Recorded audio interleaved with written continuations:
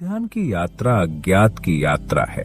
हर कोई ध्यान करने वाला साधक ये जानना चाहता है कि ध्यान की यात्रा में कौन कौन से ठहराव होंगे। क्या आपका ध्यान फलित हो रहा है या नहीं? आज इस वीडियो में आप यही जानेंगे। जब आप ध्यान करते हैं तो आप ध्यान की कौन कौन सी अवस्थाओं से गुजरते हैं, ताकि आप स्वयं पता लगा सकें कि आपका ध्यान फलित हो रहा है या नहीं। इससे पहले हम इस वीडियो की शुरुआत करें, अगर आप हमारे चैनल पर नए हैं तो चैनल को सब्सक्राइब जरूर कर लें। जब आपको ध्यान करते करते कुछ समय हो जाता है, तब आप पहली अवस्था का अनुभव करते हैं। आपके अंदर शून्यता की झलकियां आने लगती है। यदि आपने अभी अभी ध्यान की यात्रा का शुभ आरंभ किया है, तो आपको शुरू में इस शून्यता की अवस्था का पता नहीं चलता है, क्योंकि ये आपकी अवचेतन मन के तल पर होती है। जब भी कोई साधक ध्यान की यात्रा का शुभ आरंभ करता है और कुछ समय बीत जाने के बाद अक्सर ये अवस्था उनके साथ घट जाती है। इस अवस्था में जो अनुभव होता है वह कुछ ऐसा होता है कि साधक बाहर काम भी करता रहता है, लेकिन उसके भीतर कोई रस नहीं रह जाता, यानी कि बाहरी तौर पर उसकी रुचि कम होने लगती है। वो समाज के, अपने परिवार के सारे काम करता है, जैसे हंसता है, बोलता है, काम करता है, अपने ऑफिस जाता है, ये सब काम करता है। लेकिन इस बाहरी दुनिया के लिए जो उसके अंदर पागलपन था वो खत्म हो जाता है। वो काम तो कर रहा होता है, लेकिन एक कर्तव्य भाव के साथ, एक कर्तव्य निष्ठा के साथ, उसके साथ जुड़ी हुई रुचि यानी आसक्ति और जो रस था वह भीतर की ओर चला जाता है।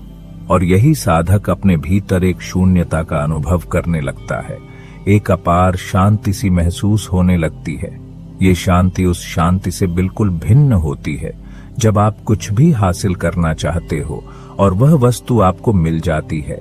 तब आपको जो शांति महसूस होती है, ये ऐसी शांति नहीं, ये आपको रोक देने वाली शांति है और ध्यान में घटने वाली पहली अवस्था होती है। ध्यान की दूसरी अवस्था का नाम है सतोवरी अवस्था, और इस अवस्थाओं में आपको उस शून्य का बुद्धि के स्तर पर बोध होने लगता है। इस दूसरी अवस्था में कभी कभी वो शून्य इतना प्रगाढ़ हो जाता है कि मानो जैसे एक विस्फोट हो गया हो। लेकिन इस सतोवरी अवस्था में जो भी अनुभव आपको होते हैं वो स्थिर नहीं होते।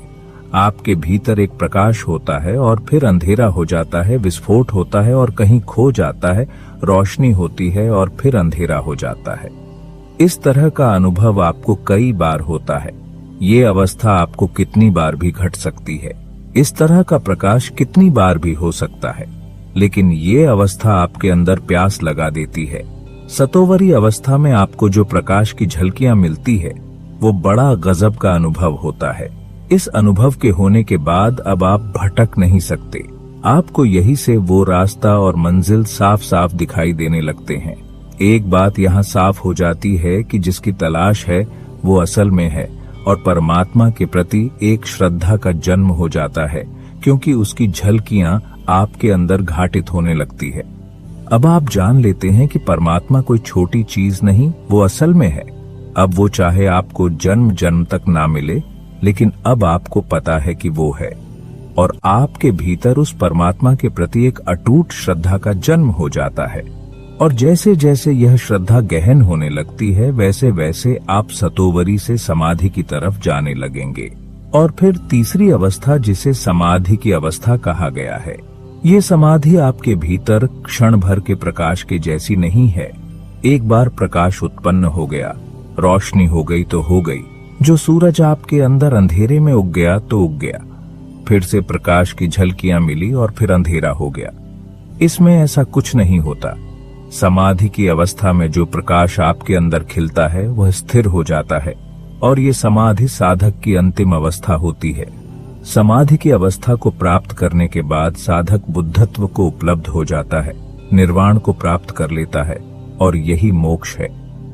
तो प्यारे दर्शकों, कैसी लगी आपको ये जानकारी? अच्छी लगी तो लाइक करें, शेयर करें, और आपका कोई भी प्रश्न है तो कमेंट करके हमें पूछ सकते हैं। धन्यवाद।